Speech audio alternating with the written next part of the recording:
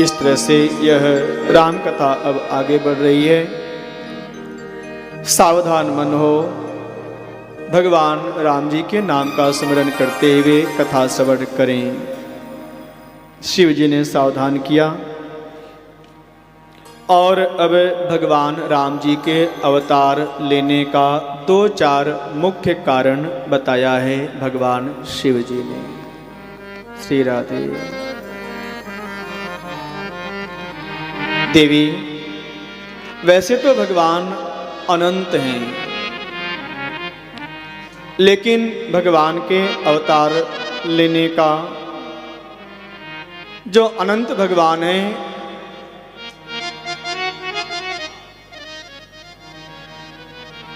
उनके अवतार लेने का 2-4 कारण मैं बताऊंगा। एक बार भगवान नारायण के द्वारपाल जय और विजय सनकादिकों के श्राप के कारण रावण और कुंभकर्ण बने, जिसके कारण भगवान नारायण जी को राम जी के रूप में अवतार लेना पड़ा। दूसरा कारण, एक बार जलंधर नामक राक्षस रावण बना, उसके उद्धार के लिए भगवान अवतार लिए राम जी के रूप में। तीसरा कारण, एक बार नारद जी के श्राप के कारण भगवान को अवतार लेना पड़ा। नारद श्राप दीन एक बारा, कल्प एक तेहि लगी अवतारा।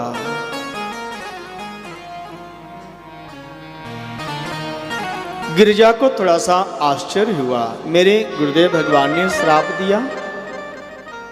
जो सर्वशक्तिमान भगवान हैं उनको श्राप मिला? लगता है भगवान ने कोई अपराध किया होगा। जिनके अंदर, जिन भगवान नारायण के अंदर अपराध की कोई कल्पना तक नहीं हो सकती है, ऐसे भगवान के अंदर अपराध की कल्पना कर रही हैं पार्वती जी। ये गुरु भक्ति की पराकाष्ठा है। अपराध किसने किया है? भगवान ने किया होगा, इसलिए हमारे गुरुजी ने श्राप दिया। भगवान शिव जी ने कहा, देवी ऐसी बात नहीं है। एक बार नारद जी के मन में विवाह करने का मन हुआ, भाव जगा, लेकिन भगवान नारायण नारद जी के हित के लिए उनको विवाह करने से रोक दिए, बंदर बना दिए उनको।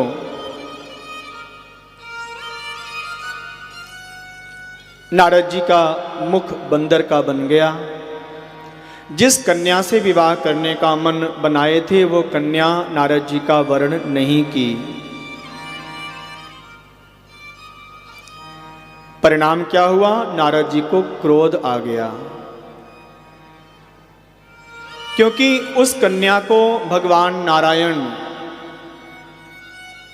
चूंकि वो कन्या भगवान की माया है और मायापति भगवान नारायण हैं, उस कन्या को भगवान लेकर चले गए। दुल्हन ले गए लक्ष निवासा। भगवान नारायण लक्ष्मीपति उस विश्व मोहिनी कन्या को लेकर चले गए। नारद जी को क्रोध आ गया, लेकिन भगवान नारायण राजकुमार के रूप में आए थे, नारायण भगवान के रूप में नहीं आए थे उस कन्या को लेने के लिए। नारद जी को क्रोध आ गया, बताओ मैंने भगवान से सुंदर बनने के लिए याचना किया था, भगवान ने मुझे बंदर बना दिया है।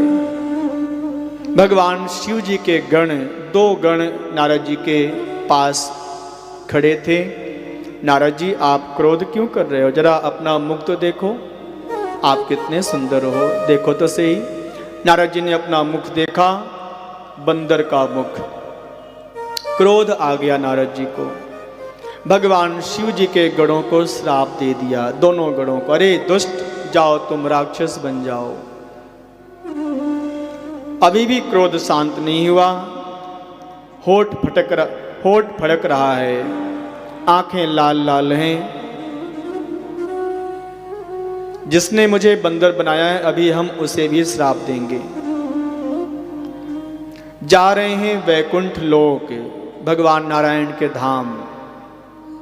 लेकिन जिसके अंदर क्रोध होता है वो भगवान के पास तक नहीं पहुंच पाता है, भगवान के धाम वो नहीं पहुंच पाता है। क्रोधाग्नि, क्रोध रूपी अग्नि है, हमारे पुण्य को समाप्त कर देती है। तो भगवान नारायण कृपा करके नारद जी को, जो नारद जी लक्ष्मीपति जी के धाम जा रहे थे,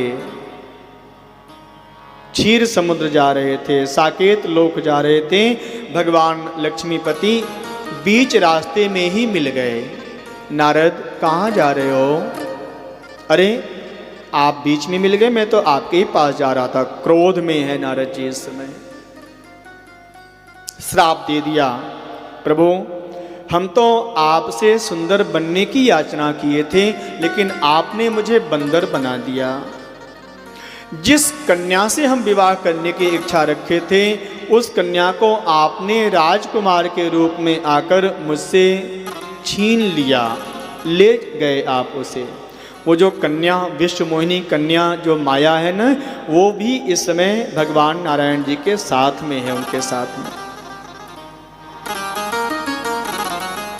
संग रमा सोई राजकुमारी, लक्ष्मी जी भी हैं और वो माया भी है साथ में, जिससे नारद जी विवाह करना चाह रहे थे।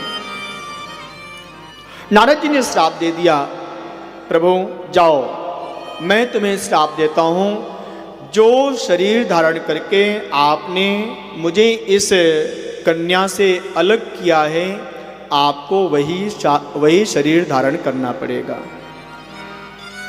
राजकुमार का शरीर अर्थात मनुष्य का शरीर। दूसरा श्राप दिया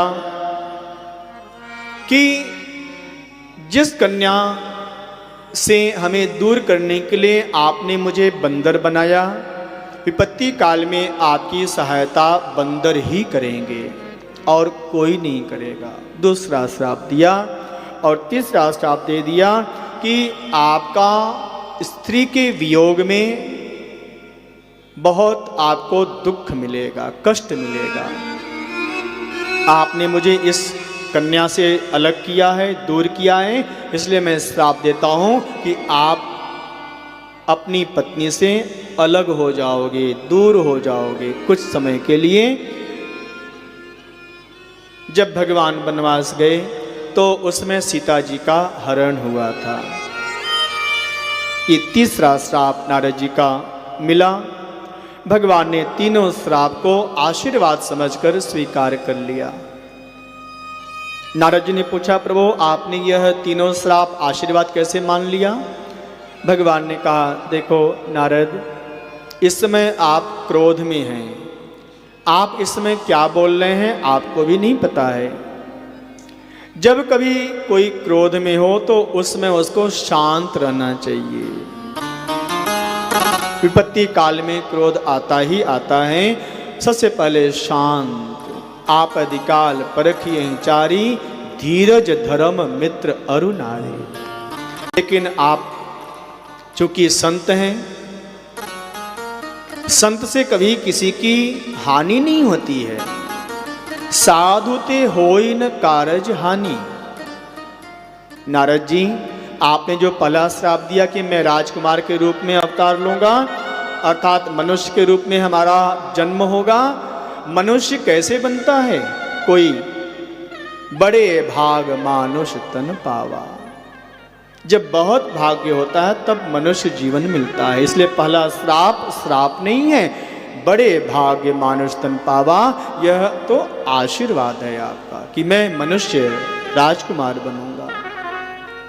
दूसरा आपने श्राप दिया कि विपत्ति काल में हमारी सहायता बंदर करेंगे। इसका मतलब हमारी सहायता हमारे भाई अवश्य करेंगे। जब हमारी सहायता बंदर भी कर रहे हैं, इसका मतलब हमारा भाई बहुत आज्ञाकारी होगा, भरत जैसा, लक्ष्मण जैसा।